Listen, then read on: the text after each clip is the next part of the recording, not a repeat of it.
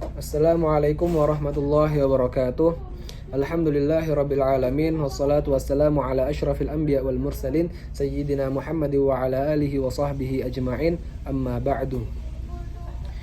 Pertama-tama marilah kita panjatkan puji dan puja syukur kepada kehadiran Allah Subhanahu wa taala yang karena nikmatnya kita semua dapat berkumpul dalam keadaan sehat walafiat, dan juga karena nikmatnya saya berkesempatan untuk menyampaikan presentasi tentang makalah bahasa Indonesia guna tugas ujian akhir semester bahasa Indonesia.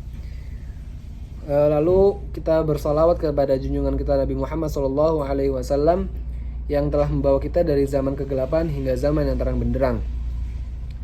Pertama-tama saya juga mengucapkan terima kasih yang sebesar-besarnya kepada Ibu Diah selaku dosen mata kuliah Bahasa Indonesia STAI Nida Al-Adabi, dan juga saya berterima kasih kepada teman-teman serta rekan-rekan yang telah mendukung serta memotivasi saya untuk menyelesaikan makalah serta presentasi Bahasa Indonesia ini. Makalah yang saya ambil kali ini adalah tentang karya tulis ilmiah.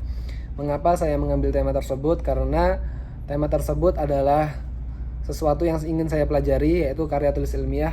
Saya ingin mempelajarinya lebih dalam, dan harapannya dengan penulisan makalah ini saya dapat mempelajari serta menyebarluaskan sehingga juga mampu membantu teman-teman sekalian dalam memahami tentang karya tulis ilmiah.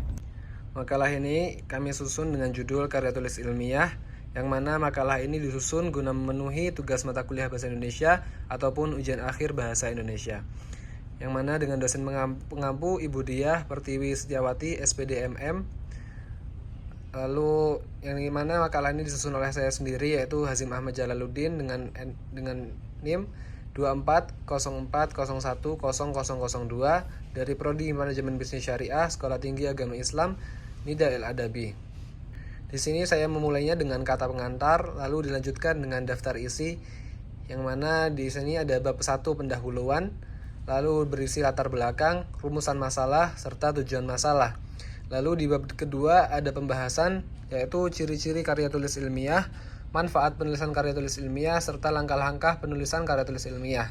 Dan yang terakhir, bab ketiga yaitu penutup yang berisi kesimpulan serta saran.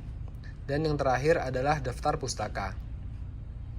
Di bab 1 ini, bagian pendahuluan terdapat latar belakang. Karya tulis ilmiah adalah suatu bagian penting dalam kehidupan sebagian orang, seperti mahasiswa, ilmuwan, dan selainnya.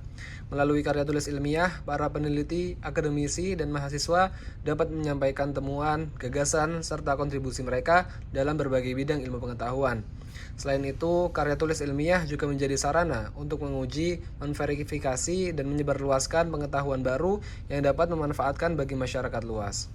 Karya tulis merupakan uraian atau laporan tentang kegiatan, temuan, atau informasi yang berasal dari data primer dan atau data sekunder yang disajikan untuk tujuan tertentu.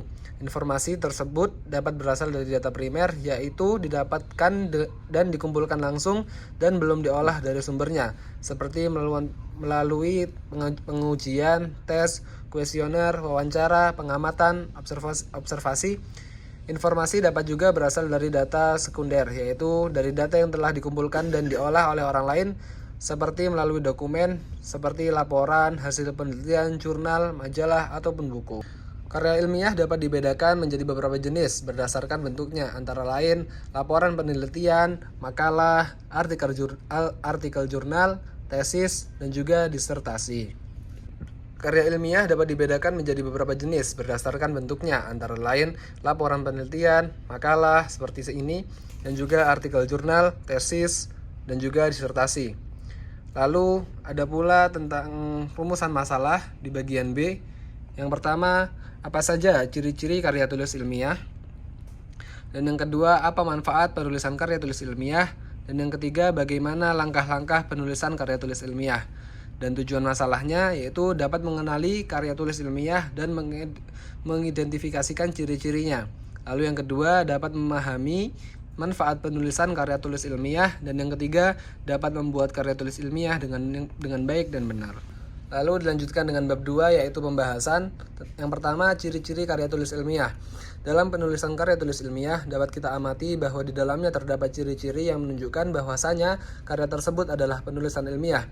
Terdapat beberapa ciri-ciri karya tulis ilmiah. Oleh karena itu, diharuskan bagi penulis agar menuliskan karya tulis ilmiahnya dengan baik dan benar, sehingga tampak di dalamnya ciri-ciri karya tulis ilmiah.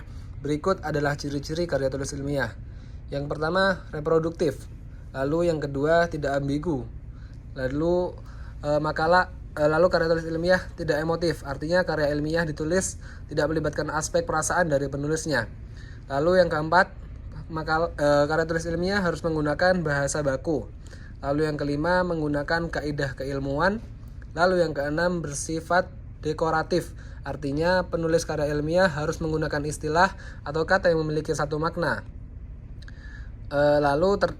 Yang tujuh, terdapat kohesi. Artinya karya ilmiah harus memiliki kesinambungan antar bagian dan babnya dan bersifat straightforward. Maksudnya ialah tidak bertele-tele ataupun tepat sasaran.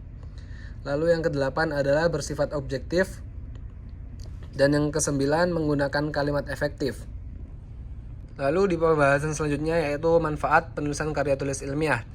Karya ilmiah menjadi salah satu karangan yang disusun secara sistematis dan bersifat ilmiah. Penyusunan karangan ilmiah ini menggunakan metode ilmiah yang mampu memberikan manfaat bagi penulis, pembaca, atau masyarakat pada umumnya. Selengkapnya berikut ini manfaat karya ilmiah yang dikutip dari buku Karya Tulis Ilmiah oleh Dr. Abdul Wahid, SPD, dan kawan-kawan tahun 2023. Yang pertama yaitu memperluas cakrawala ilmu pengetahuan. Yang kedua, sebagai bahan acuan penelitian selanjutnya. Yang ketiga, pengenalan terhadap aktivitas kepustakaan. Yang keempat, perkembangan teknologi dan inovasi baru. Dan yang kelima, memberikan ilmu pengetahuan baru. Dan yang keenam, tentu saja meningkatkan kualitas pendidikan. Sebuah karya tulis ilmiah sering dijadikan sebagai bahan belajar di institusi pendidikan tinggi. Pasalnya, isi dari karangan tersebut memuat konsep-konsep yang lebih kompleks, sehingga dapat membantu pembaca mengembangkan keterampilan dan potensi dalam dirinya di bidang ilmiah. Selanjutnya adalah langkah-langkah penulisan karya tulis ilmiah. Sebelum mulai menulis karya tulis ilmiah, diharuskan bagi seorang penulis untuk mengetahui bagaimana langkah-langkah penulisan karya tulis ilmiah yang baik dan benar. Tujuan dari mengetahui tentang langkah-langkah tersebut adalah supaya hasilnya sesuai dengan harapan dan sudah sesuai dengan teknik ataupun metode yang ada. Berikut ini adalah langkah dan tahap persiapan pembuatan karya tulis ilmiah yang baik dan benar. Yang pertama, tentu saja tahap persiapan. Tahapan paling awal ketika akan membuat sebuah karya ilmiah adalah tahap persiapan. Persiapan atau perencanaan merupakan bagian dari pembuatan karya ilmiah yang dilakukan oleh penulis. Lalu ke tahap yang kedua yaitu tahap mengumpulkan informasi. Ada juga pengumpulan informasi ataupun bahan dalam membuat sebuah karya ilmiah yang meliputi hal berikut ini. Yang bisa juga memanfaatkan perpustakaan, menggunakan internet, mengelola dan memilih bahan-bahan pustaka, lalu membuat sebuah ringkasan serta melakukan parafase, membuat kutipan dan mengobservasi. Lalu langkah yang ketiga yaitu tahap pelaksanaan pembuatan draft. Yang keempat, tahap penulisan draft. Dan yang kelima, tahap revisi. Lalu yang keenam adalah tahap penyuntingan.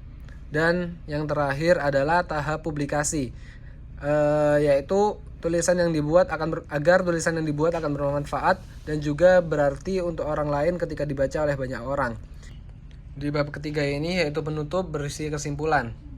Karya tulis ilmiah memainkan peran penting dalam dunia pendidikan dan penelitian, khususnya bagi mahasiswa, ilmuwan, dan akademisi. Melalui karya tulis ilmiah, individu dapat menyampaikan temuan, gagasan, dan kontribusi mereka dalam bidang ilmu pengetahuan, yang tidak hanya berdampak pada pengembangan ilmu, tetapi juga membuka peluang untuk memecahkan berbagai permasalahan yang ada di masyarakat. Karya ilmiah berfungsi sebagai media untuk menguji, menverifikasi, dan menyebarkan pengetahuan baru yang berpotensi membawa manfaat luas, menjadikan elemen esensial dalam kemajuan teknologi dan ilmu pengetahuan. Penulisan karya tulis ilmiah membutuhkan langkah-langkah yang terstruktur agar hasil yang memadai dan sesuai dengan kaidah ilmiah. Tahap-tahap ini meliputi persiapan awal, seperti perencanaan topik, tujuan, dan ruang lingkup penelitian, serta pengumpulan informasi dari sumber pustaka ataupun wawancara. Selanjutnya, penulis menyusun draft awal dengan memanfaatkan referensi yang ada. lalu menyempurnakannya melalui revisi yang bertujuan memperbaiki ide dan isi tulisan. Setelah itu dilakukan tahap penyuntingan untuk memastikan tulisan bebas dari kesalahan bahasa, ejaan, dan tanda baca, sehingga isi tulisan lebih mudah dipahami. Dan yang terakhir, tahap publikasi memastikan bahwa karya ilmiah dapat diakses oleh khalayak luas dan bermanfaat bagi pembaca serta masyarakat. Secara keseluruhan, karya tulis ilmiah bukan hanya dokumen akademik, tetapi juga media pengembangan ilmu pengetahuan yang mendorong kemajuan dalam berbagai bidang. Dengan mengikuti prinsip-prinsip dan langkah-langkah penulisan yang baik, karya tulis ilmiah dapat menjadi sumber pengetahuan baru yang bermanfaat bagi dunia pendidikan, penelitian, dan masyarakat. Lalu yang terakhir, saran. Dalam pembuatan makalah ini mungkin masih terdapat beberapa kesalahan baik dari isi dan cara penulisan. Kritik beserta saran sangat diharapkan agar dapat menambah wawasan untuk memperbaiki penulisan makalah ini. Dan berikut adalah beberapa daftar pustaka yang saya cantumkan.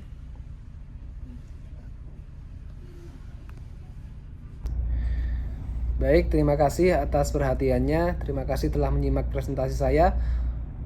Mohon dimaafkan jika masih ada kesalahan baik ucapan maupun tulisan dalam presentasi saya dan makalah saya. Saya memohon agar diberi kritik maupun saran agar kedepannya mampu lebih baik dalam penulisan makalah ini. Sekali lagi terima kasih. Saya ucapkan wassalamualaikum warahmatullahi wabarakatuh.